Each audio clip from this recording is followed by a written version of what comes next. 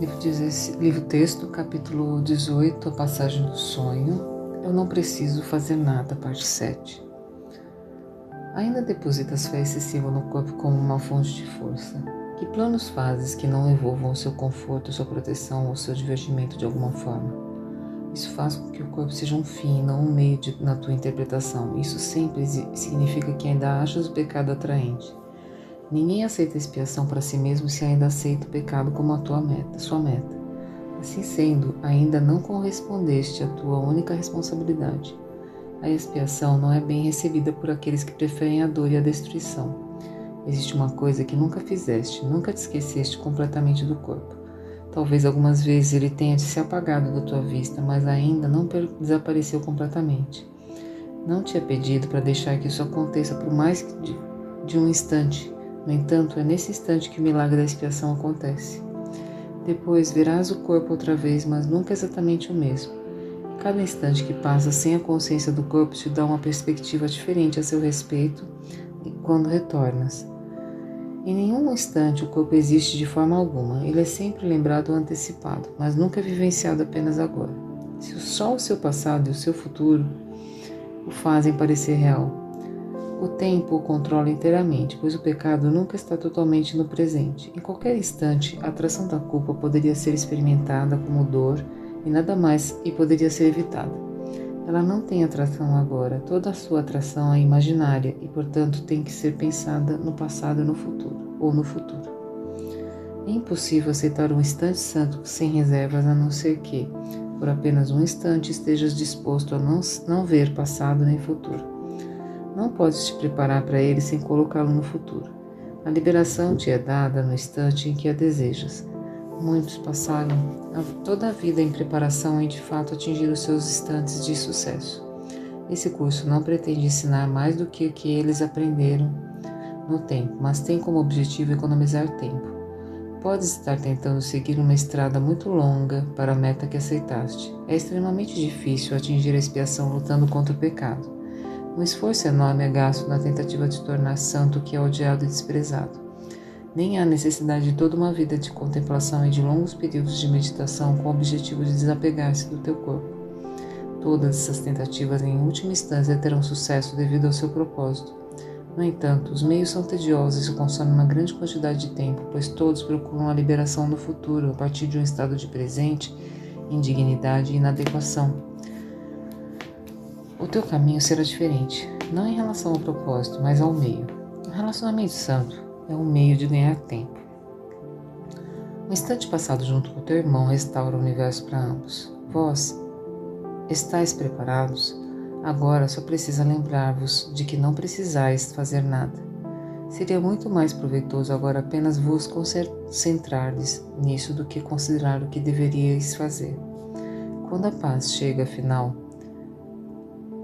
aqueles que combatem a tentação e lutam contra abandonar-se ao pecado, quando a luz chega finalmente entregue à contemplação ou quando a meta é finalmente alcançada por qualquer um, ela vem sempre acompanhada de apenas uma conscientização feliz.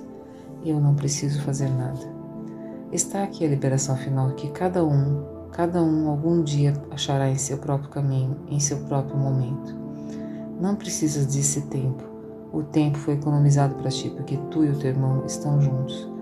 Esse é o meio especial para que esse curso está usando para te fazer ganhar tempo. Não estás fazendo uso do curso se insiste em usar meios que serviram bem a outros, negligenciando aquilo que foi feito para ti. Ganha tempo para mim através dessa única preparação e pratica, não fazendo nenhuma outra coisa.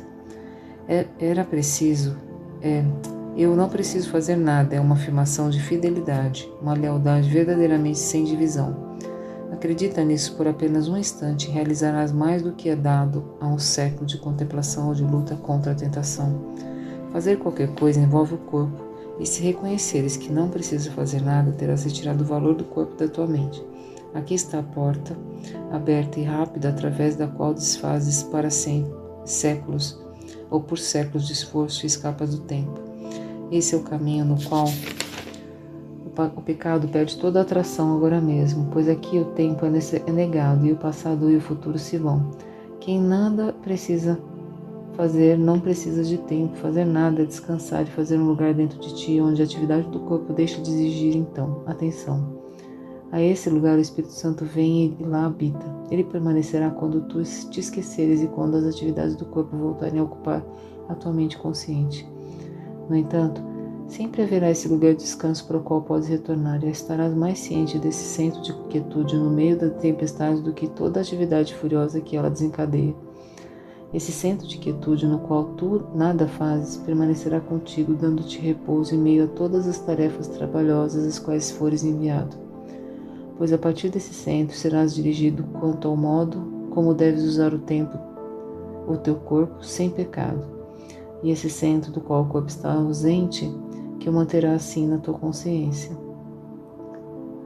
Fim da leitura do texto de hoje. Livro de Exercícios, lição 154. Eu estou entre os ministros de Deus. Que hoje não sejamos nem arrogantes, nem falsamente humildes. Já fomos além de tais tolices. Não podemos nos julgar e nem precisamos fazê-lo. Essas são apenas tentativas de evitar a decisão e adiar o comprometimento com a nossa função. A nossa parte não é julgar o nosso valor, nem podemos saber qual é o melhor papel para nós. O que podemos fazer dentro de um plano maior, nós não podemos ver inteiramente. Nosso papel é definido no céu, não no inferno. E o que pensamos ser fraqueza, pode ser força. O que acreditamos ser a nossa força, frequentemente é arrogância. Qualquer que seja o papel que te foi designado, foi selecionado pela voz de Deus, cuja função é de falar por ti também. Vendo as tuas forças exatamente como são e também ciente de onde podem ser melhor aplicadas para quem e quando.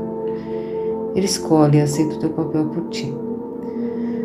Ele não trabalha com o teu próprio consentimento, mas não se engana quanto ao que tu és e só escuta a sua voz em ti.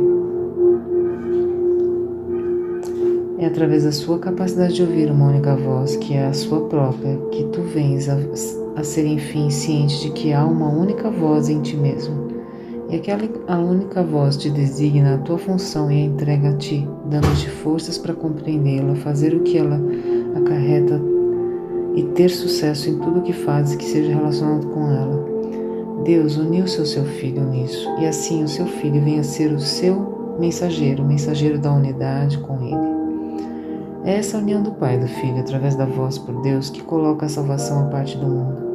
É essa voz que fala de leis que o mundo não obedece, que promete a salvação de todo pecado, abolindo a culpa na mente que Deus criou sem pecado.